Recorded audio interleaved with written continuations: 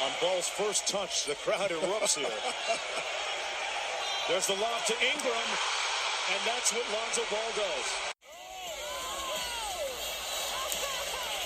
5-13. I don't know what to say. There it is, ladies and gentlemen. Aaron Judge, your 2017 home run derby champion. And he made it look easy.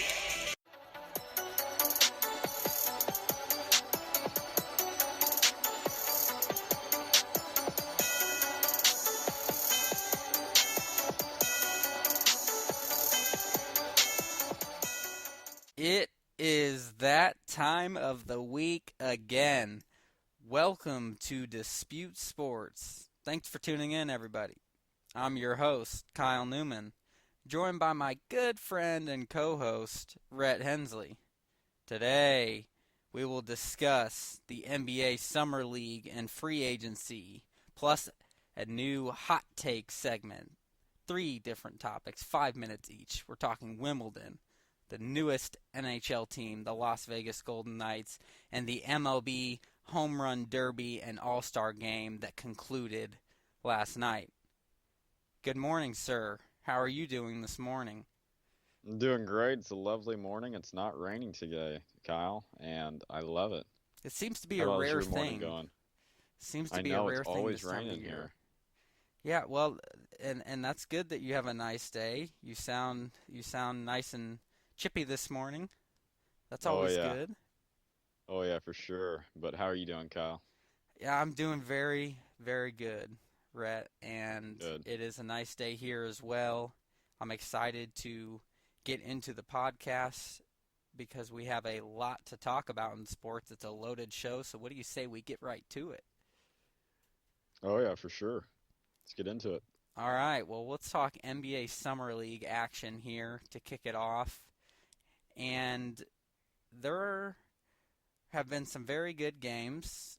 And, of course, we're talking the big top 5, top 10 draft picks is what's highlighted the Summer League so far. So I want to start with the scare for the 76ers, a team that has seen too many injuries from their young draft picks.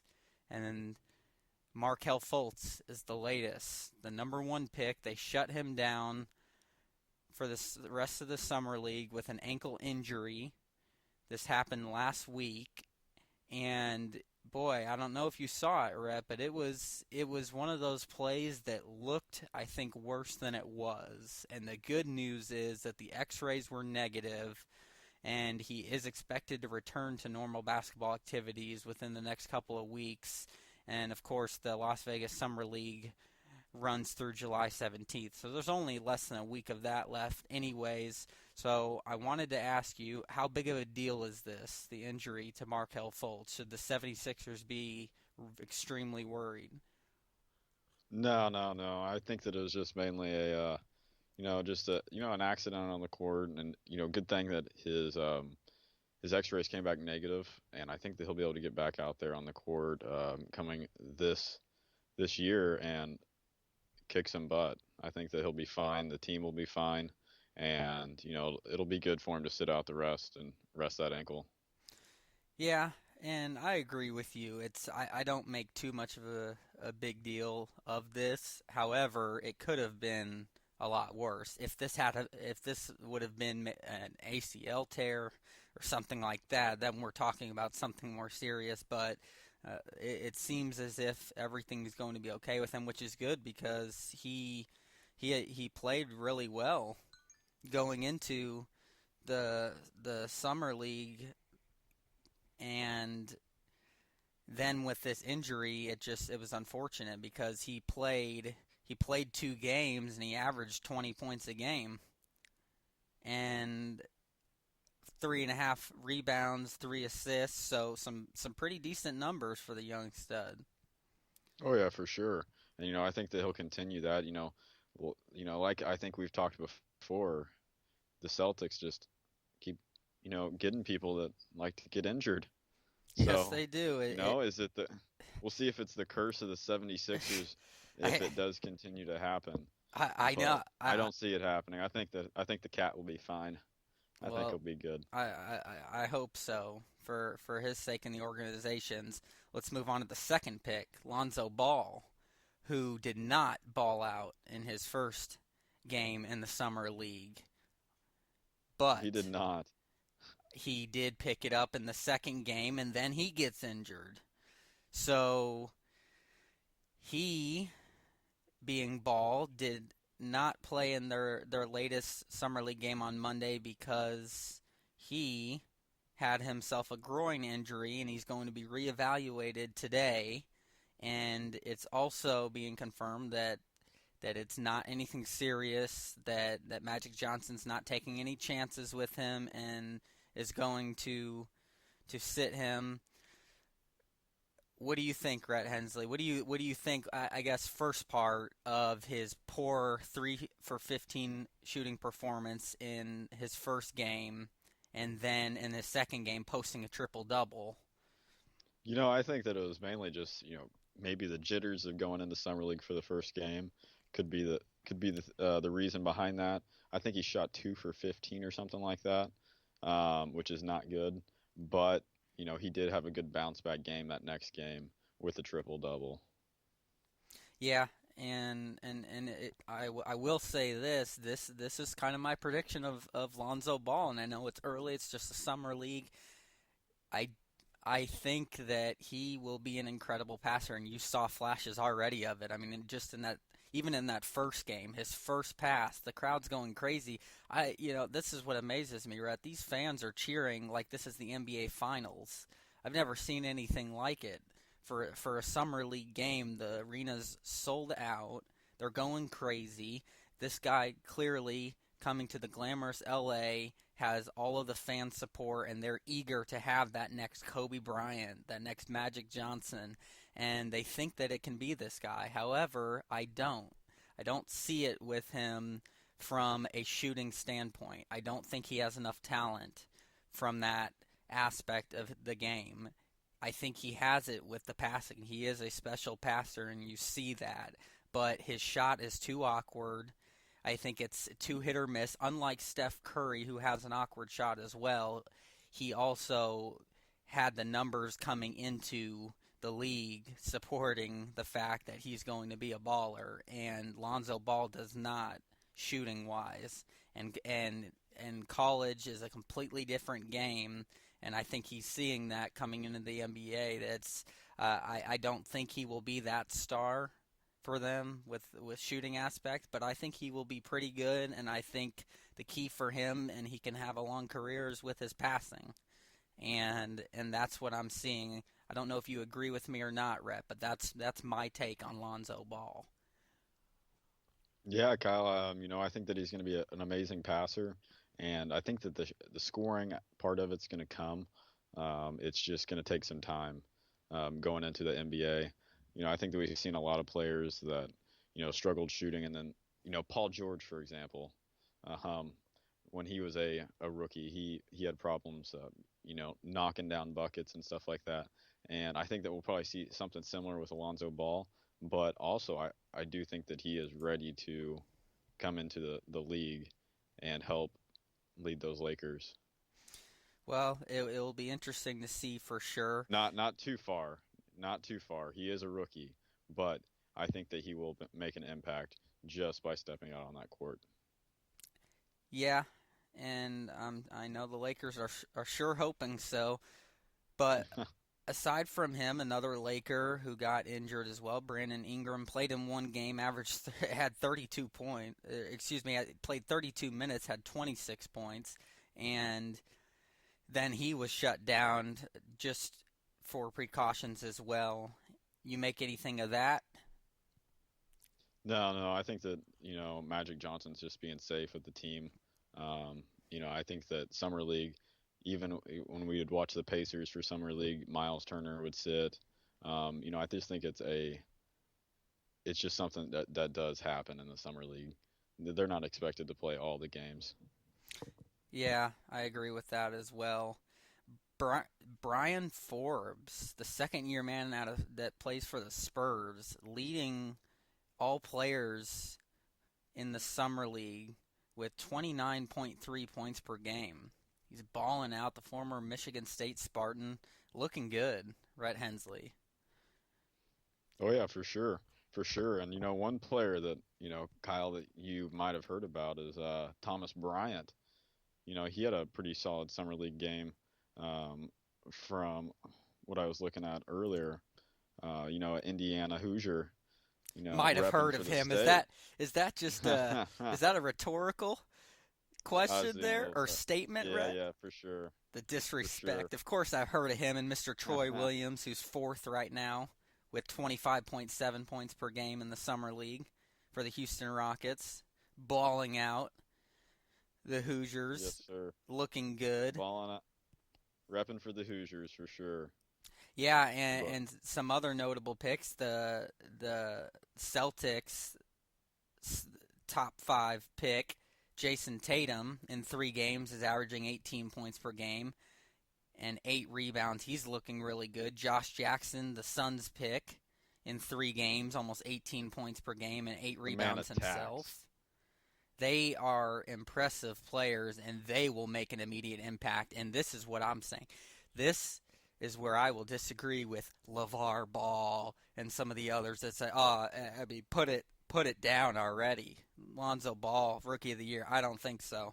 My pick for Rookie of the Year is going to be one of those 2 players right there. Possibly De'Aaron Fox, the stud, has been playing really well, too, in this summer league for the Kings. But I'm going with one of those 2 players as Rookie of the Year. It's either going to be Josh Jackson or Jason Tatum.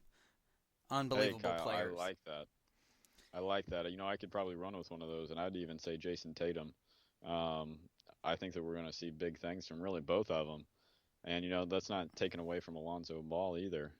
But No, it's I a think that loaded class. Alonzo Ball, yeah, it's a loaded class. Well, Alonzo Ball is not the only good player in this draft, and we knew that going into it. Exactly. So, There's other players that can score better than Lonzo Ball, and that's why I think someone else will get Rookie of the Year. De'Aaron Fox, 3 games, averaging 16 points per game himself, 3 rebounds, 3 assists, looking good. I'm going to give a shout out to Caleb Swanigan, the Trailblazers player, the rookie from Purdue, is playing really well, and I think he's going to be a sleeper in the league. In 3 games, he's averaging 16 points per game and 11 rebounds, double-double machine. That's what he did all through college as a Boilermaker, and he's already transitioning that into the NBA. This man can ball. yeah, he is a big dude, and, I think that he kind of reminds me of, like a DeMarcus Cousins type of size.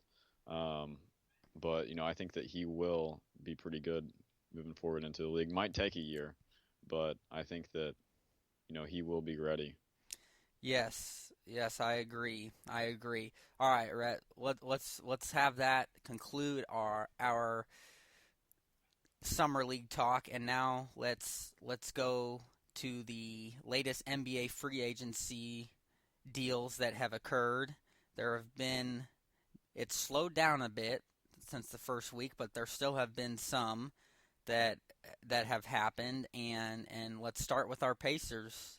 Mr. Hensley, we have agreed to a sign-in trade with the Raptors. CJ Miles, bye-bye. Corey Joseph, welcome to Indiana. And this is it was a 3-year deal worth $25 million, and the Pacers get Corey Joseph. I want your thoughts, Rhett. You happy with this? Yeah, I wanted Corey Joseph, as I was telling Logan. I think Corey Joseph would be a good pickup for the Indiana Pacers. Now, I think that he will play backup for sure with Indiana Pacers. I think that Darren Collison and, from what I've heard, Victor Oladipo will be playing the starting positions more than likely. Yes, sir. Ready and excited for that. And you know what? I am happy with this, right? This was a good deal for us. We cleared up some more cap space because I thought maybe CJ Miles was getting paid a little bit too much. He declined last year after after having a couple really good years with the Pacers and shooting lights out, and I think a lot of that had to do with injury because he still does shoot the three ball well, but I think this is just the new Indiana Pacers team, Mr. Hensley. I think the Pacers are cleaning ship and trying to bring in a new core, new role players, and that's what this player, Corey Joseph, brings. That's what his role is. He's a role player. He'll come off the bench, he'll give you 9 or 10 points, and they'll be big buckets because he knows how to ball. He was the 29th pick in the 2011 NBA draft. He's young. He played for the Spurs, a veteran team that knows how to win. I like this from the Pacers. This is one of the pickups that I actually do approve of for the Indiana Pacers this offseason. And I like it. It's hard to please you, Rhett. Hard to please you. All right, the Raptors, sticking with them, they trade DeMarre Carroll to the Brooklyn Nets and a 2018 first-round pick, as well as a 2018 second-round draft pick, and Toronto will get Justin Hamilton. So the big thing here is the Raptors freed themselves of $30 million that they owed Carroll over the next 2 years. Good move for the Raptors. Heck yeah. I agree. Gosh, I think that he really declined from when he was with the Hawks. He did, and he had a lot of injuries played a lot into that for him. But I agree completely. This was a good move for the Raptors, and in fact, the Nets, you could say, if Carroll ends up getting back to his form as a good role player, getting a 2018 first-round pick and a 2018 second-round pick, that's a pretty big win for the Nets. So, pretty interesting trade right there, for sure. How about the Wizards matching Otto Porter's offer sheet? Didn't he get like a... Go ahead. Now, didn't he get like a 4-year, like $180 million contract? It's a 4-year, $106.5 million max offer sheet. They matched the Nets that they were going to offer him, and he is expected to stay with the Wizards. This is a player who the Wizards, I don't think, want to lose. This is a very important player for them, and he's been with that core. So what do you make of this, Rhett? Yeah, I would have actually loved to trade for him for Paul George back, when we had Paul George still. But, Otto Porter staying with the Wizards, I think that's a big thing. They're keeping their little core, and I think that will help them out in the future. The Wizards are a good, solid team. Yeah, they are, and I don't think they're going anywhere, so they could really use to keep him, that's for sure. A couple more here, Rhett, and we'll wrap up the NBA talk for this week's show. Jamal Crawford, there's been a lot about where is the 3-time NBA Sixth Man of the Year going. He wants to join the Timberwolves. After everyone thought it was going to be the Lakers he wanted to join, and he even came out and said that. Then he says he's Cleveland's to lose. And now he says he intends to join the Minnesota Timberwolves, not the Lakers, not the Cavaliers, on a 2-year, $8.9 million deal. What do you think of this with Jamal Crawford? I think that he just needs to make up his damn mind. Yeah, but he's more wishy-washy than a 10-year-old schoolgirl. I mean, what's going on here with him? Here's what I make of it: that the Timberwolves are going to be in business if he ends up joining them. I mean, talk about a team that is on fire this offseason. If they land Jamal Crawford, I'm telling you, I already wrote it down, stamp it, put it in the mail. The Timberwolves are making the playoffs in the West, and if they added Jamal Crawford, that would just add to it. Oh, yeah, for sure. I think that they are going to be a phenomenal team coming up, and potentially I think that this team could pretty deep in the playoffs. Yeah. To be honest, they have a heck of a team, and adding Jamal Crawford would just add to it. The man is an old man, but he still does it. Yes, he does, and they are not done. They are not done for sure. All right, James Harden, Rhett, Hensley, has signed the richest extension in NBA history. a 4-year contract for $228 million. That is the richest extension in NBA history. All I have to say is James Harden is brilliant. He did it at the right time. We're going to see other players do this, and he just got the ball rolling. What do you think of this for the Rockets and James I think Harden? it's a good thing for the Rockets. The Rockets are going to be phenomenal this upcoming season, and James Harden deserves it. I mean, he's led that team, and he was just shy of getting the MVP, but yeah, he's a great player, and I think that he deserves that $228 million contract. Exactly, he does. And again, I can't Well, make I mean, too to much. be honest, nobody really deserves a $228 million contract. Yeah, But this is another debate for another topic. The problem with the whole salary cap and it going up. That's why I don't make too much of the money anymore. And people will look at that like, oh wow, yeah. But if you look at what has happened the last 2 years of the salary cap, then you understand that's a problem in itself. And again, we will debate that on another show. But we have to conclude with this final one. There is talks that Carmelo Anthony wants to waive his no-trade clause, and he wants out of New York, and he wants to go to the Rockets. He wants to play with his pal CP3, and they are in trade talks right now. What do you think of this? Houston, Does this happen, Rhett Hensley? Oh, I could definitely see it happening, and it would be pretty interesting. Him going and playing with James Harden. Do I think it'd be a good thing? I think it'd be phenomenal. James Harden driving it in, and then the kick out to Melo. I think it could be deadly. It really could be, and I just think it's about time he gets out of New York. I appreciated the loyalty that he had trying to do it there, but at some point you just have to realize that the window has closed with that organization, and it's time to move out of that disaster and go to a team that's hot right now and can make a legit run at the Golden State Warriors, and that's the Houston Rockets. So I think it happens. I agree. I think it happens. They will find a way to get him to Houston. The problem is the assets. The right now the Rockets don't have the assets that the Knicks want, so there most likely is going to have to be a third party involved. A third team will have to be involved to make this happen, I believe. Rhett. Well, hey, hopefully that does happen, and I think that he just needs to get out of the New York Knicks organization, like you said. It's a cancer. Yes, it is, for sure. All right, let's transition to hot takes now. 3 different topics, 5 minutes each, and we start with Wimbledon. This is the most famous major tournament in almost all of sports, especially tennis.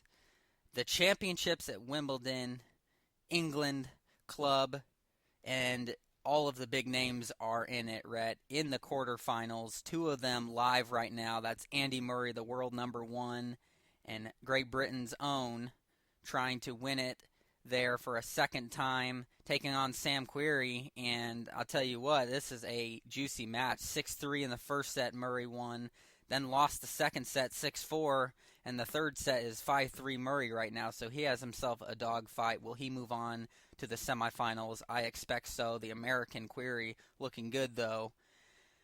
Nadal, the 4th seed, the 4th in the world, my favorite player, was upset in the round of 16 to Gilles Mueller, and he was on a roll too. I was not happy to see that, but you have to give the 16 seed Mueller a lot of credit, and he is in the quarterfinals right now, taking on number 7 in the world, Milos Cilic, and so far, another good match. Mueller won the first set 6-3. Cilic won the second set 7-6. And they are in the third set live right now. The other 2 quarterfinal matchups, you have Raonic taking on Federer, 6-3 there. Yeah. Shout out Federer. to Stu And Fed, can he win another Wimbledon title? This is his tournament. He's already won the Australian Open this year. He's looked good. It seems like this man just doesn't age.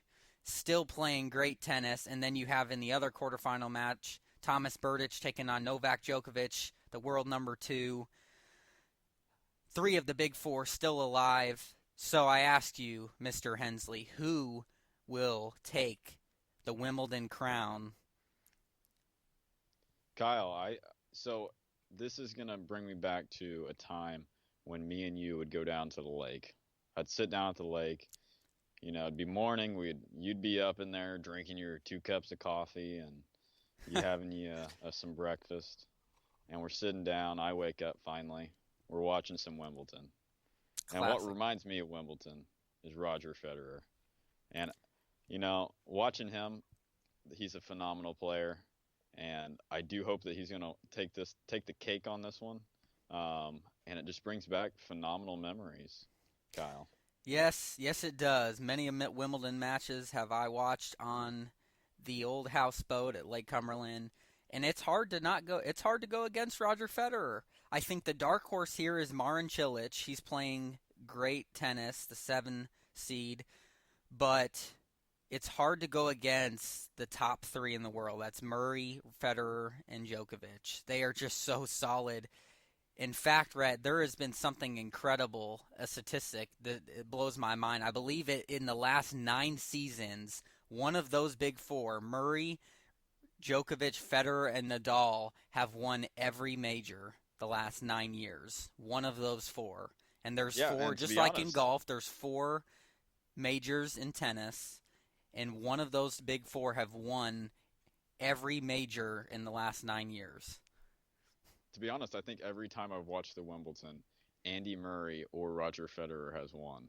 Yes, it's incredible to see. And Djokovic, the last 3 years, had been the man there. But I'll tell you who I want to win. I want to see the long shot Sam Querrey, the American, upset Andy Murray, get into the semifinals, and make a run to the finals and win it. I would love to see Sam Querrey win it. I don't think it's happening though. It will be one of American. It will be one of the big 4, and it's hard to go against Roger Federer. And I'm telling you right now, I think that's my pick. He is the king of Wimbledon, and I think he wins again. So we will see. Check out some good tennis, folks. Wimbledon, can't beat it. ESPN. All right, second take, Rhett. We're talking the 31st team in the NHL. That is the Las Vegas Golden Knights. They will be brand new this fall. Is this going to be the best NHL expansion team ever? That's the question that everybody is asking, because this team really did well in the expansion draft, and they really did well getting scorers in the NHL draft. And it's quite possible they could be the best expansion team ever. Rhett, the NHL added 9 franchises between 1991 and 2001, and no team did better than the Florida Panthers, who went 33, 34, and 17 in that span, and they racked up an expansion team record 83 points in the 93-94 season. The NHL still had ties in 94, so teams didn't pick up extra points through shootout wins. But that was the last expansion team, and they still had a losing record. So my question to you is, will the Las Vegas Golden Knights shock the NHL this year as the 31st NHL team in Sin City, and will they make a run at the playoffs and be the best expansion team ever? Kyle, I really hope that they are, but I have a couple concerns. And that's going to be one that, I'm going to go off, statistics from Arizona Coyotes, and, that's going to be their attendance rate. I think that this is going to be one of the biggest keys for this Las Vegas team, is having a fan base that is going to be there and stuck around them. And, the Arizona Coyotes, they have 13,000 fans last year that that was their average attendance, and that was 76% total capacity. They were they're the bottom in the league for the past 5 to 6 years since 2010, 2011. They've been at the bottom three, and you know, like I've heard from a lot of people, this Arizona desert weather over there, and then Nevada desert weather. Are people going to go out and watch hockey That's a good in point. Nevada because um, people go to Las Vegas to get drunk. Let's be honest. People go there to gamble. People go there to have fun. That doesn't mean that, people aren't going to go over to T-Mobile Arena, but, are people going to be heading just to Las Vegas solely for this team? I will answer that with a no, but then a yes. No to your last point. Are they going to Las Vegas just for this team? No, because we understand that Las Vegas is the gambling city of the U.S., but my yes is fans will go to see this team play, especially if this team does well. Because keep in mind this, Rhett, Las Vegas, before this team, has no professional team. And this is going to add to the tourism and attractions at what can be done in Las Vegas outside of gambling, because not everybody goes there for that. And I think this is the best thing the city could have done, is add an expansion team to a pro field like the NHL, to a pro league, and it just gives fans something else to see and do there when they're in Las Vegas. And I think that's great for the city, and I think they will see that. And I think the Raiders going there in 2 years, adding the second pro team, is going to be great for the city. But as far as the Las Vegas Golden Knights, this is phenomenal. The arena looks amazing. The team unis look awesome. They're bringing in players like Marc-Andre Fleury. That was the biggest player that they got from the expansion draft. The two-time Stanley Cup champion with the Pittsburgh Penguins is going to be in front of that goal for them. They took a player or two from every team in the league, and they took some good ones, including some young studs from my Chicago Blackhawks that I wasn't necessarily happy about. So they are going to be competitive quick, I think, Rhett. This is a team, they paid $500 million as an expansion fee, and then they were given favorable franchise building terms that was explicitly designed to give them a better chance to be more competitive quickly than the new teams of the previous 25 years, and I think that's going to bode well for them. And hopefully it does. And I think that one of the big perks for this is going to have T-Mobile Arena's location. Staring out of my Excalibur hotel room, we saw T-Mobile right there in the distance, right there to the right of our room, and it's right there on the strip, Kyle. So that's going to be awesome. One big thing that I think will help them out. Just if for tourism, if they do want to go to the games, they can. But I think it's going to be an interesting season coming forward. I don't know if it's going to be interesting for their fan base. Let me two questions, because it is not there yet. Will they make the playoffs? I'm going to say no. I'm going to say no, just because the simple fact of they are a brand new team. I think that a lot has to go into this new team, and I think that they might not make the playoffs this year, but I think that they could definitely make the playoffs, the next coming year. Well, the goal was 6 years is what the owner Foley wanted to set for this team, to come in and quickly be competitive, but to win a Stanley Cup in the first 6 years. That's tough to do. There's too many teams that are so far ahead of them right now, including the defending Stanley Cup champions, the Pittsburgh Penguins, but they can be competitive. It would not surprise me if they do better than all the previous expansion teams because of how it's changed for them. But I agree, they won't make the playoffs. But I do think I could see them having a winning record. They had a great draft, and they had for both the expansion draft and the NHL draft, and I think that they can be very competitive. The tough thing for them, Rhett, is they play in the West, and that's my Blackhawks. That's your Ducks.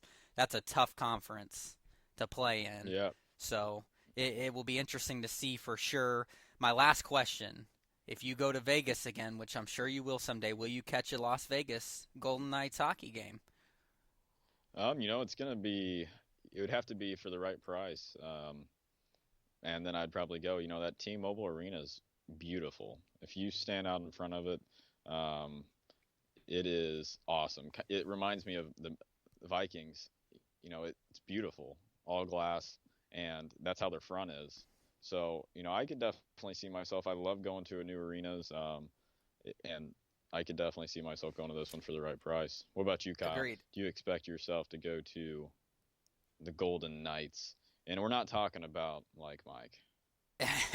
Yeah, that's a funny point you make there. That's true. That was the team. No, absolutely, absolutely. Will I in a heartbeat go to a Golden Knights game if I go to Vegas again? Just adds to it. Just like when the Raiders are there in 2 years, I'll go to a Raiders game. Like I said, this does nothing but good things for the city, in my opinion. Adding a pro sports team there, it just adds to what you can do there because I think people want more than just gambling.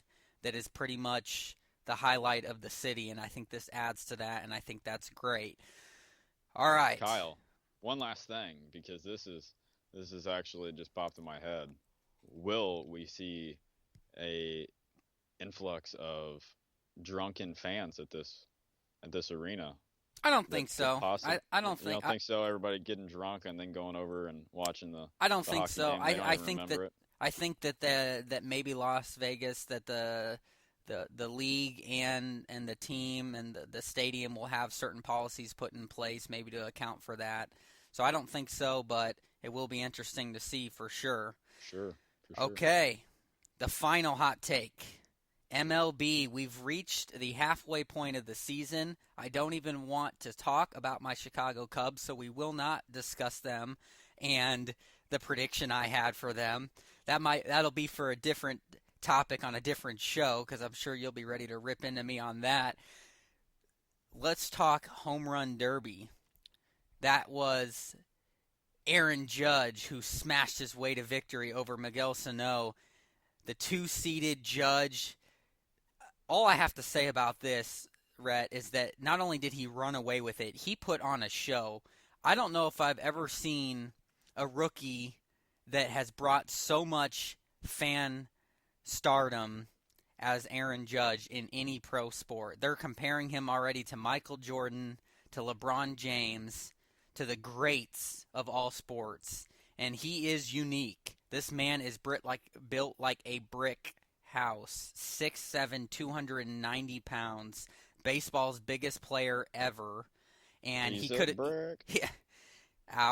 He could have played any sport, and he chose baseball. And he ran away with this home run derby. And there were some big hitters, including defending champion Giancarlo Stanton. And the best part, Rhett, this was at beautiful Marlins Park in Miami, where you and I went Haven't to a we game. been there? Yes, sir. Yes, sir. 4 or 5 years ago, we loved it. Great ballpark there. And there was a show put on there, and there were some big names, including Cody Bellinger in there as well. Gary Sanchez, the young stud for the Yankees. But it was all Aaron Judge. It wasn't even close. 500 feet. Yes, his longest home run, 513 feet, is what is equivalent to 173 yards, almost 2 football fields. Right? He hit the lights at the top of the stadium on one of his home runs. He does it with no effort, and let me tell you this is great for the game of baseball. Absolutely great. He is bringing back what fans want to see in baseball, and that is the home run ball. He is a combination of Mark McGwire, Barry Bonds, and Sammy Sosa, all in one, and it is exciting to watch. Bold statement. And guess what? He's one of the few players that I think is going to go down in history as a clean home run hitter too. Just built strong. As a queen? Clean, as in no druggy. No druggy he is. Yeah. He's not juicing. I mean, we don't want him pumping juice up before the games. No, sir. And who knows? Is there bouncy balls in that bat? No, I don't think so. I don't think so, but we will see the 25-year-old rookie putting on a show this year. All right, finally, Rhett, the MLB All-Star Game last night was a great game, and it was won by the American League 2-1 by Robinson Cano of the Mariners, extra inning homer, which was the first extra inning All-Star Game homer since Tony Perez in 1967, and Perez threw out tonight's first pitch. What a game this one was again. 2-1 is your final, and this game was, with the American League winning it now, has now won the last 5 meetings, and since 1997 the National League has only won 3 times in this Midsummer Classic. What did you think of the All-Star Game last night, Rhett? It was a low-scoring game, but it's still fun. I think that the good thing about the MLB is they make it worth something. The All-Star Game. Well, I was going to go there because it did just change. It had been up until this season that the MLB All-Star Game, the winner of it, that league, whatever team that league was in the World Series, got home field advantage. The winner of the All-Star Game would get home field advantage. That is no longer the case. And after baseball fans have pleaded and pleaded and pleaded to change that rule because it was not fair for the teams in the World Series if the team had a better record, but they lost in the All-Star Game. Well, they finally changed that. So there is not that incentive anymore, but there is still an incentive for players to win because the winners get paid an extra $20,000. So that doesn't hurt. But I'm okay with it, Rhett. That'll cover their lunch for the day. Yeah, some of the players' tips at a restaurant. No, seriously though, Rhett, I hated that rule, and I thought I liked it for the longest time, but I didn't because it wasn't fair for the better team in the World Series. I didn't like. You have a team that was in the World Series that didn't have that advantage. I mean, throughout the history, yes, I could pull up some of the teams and the winners that had the home field advantage that didn't have the better record. It turned out for them, and it turned out bad for them, and the team that got the home field, it paid off for. I don't like that, and I'm glad they changed it. But it was still a great game, and it now marks the second half of the season. The play resumes Friday, and baseball's rolling. So now we conclude the hot takes, and before we wrap it up, Rhett, it is now time for no disputing. We give our random facts and hopefully blow your minds. Kick it off, Rhett Hensley. No disputing. All right. So Tracy McGrady is one of the 3 players in the last 20 seasons to average at least 32 points per game in a season. He did so in 2002-2003, became the last player to average at least 32 points, 6.5 rebounds, 5 assists in a single season. Only 3 players in NBA history have done that in a single season. Michael Jordan 3 times, Wilt Chamberlain twice, and Elgin Baylor once. Elgin Baylor, wow, that is amazing. What a great stat. And T-Mac getting some love twice on No Disputing. I believe that Kevin Durant ended up being joined into that in the 2013-2014 season. Awesome fact right there. And a shout out to T-Mac again. All right, my No Disputing. While he was a football player at Florida State, Lee Corso, the famous College Game Day host, who always puts on those awesome masks when he makes his picks, had a college roommate named Burt Reynolds, who eventually quit school because he was going to Hollywood to be a movie star. Holy cow. Very interesting. And that is pretty cool.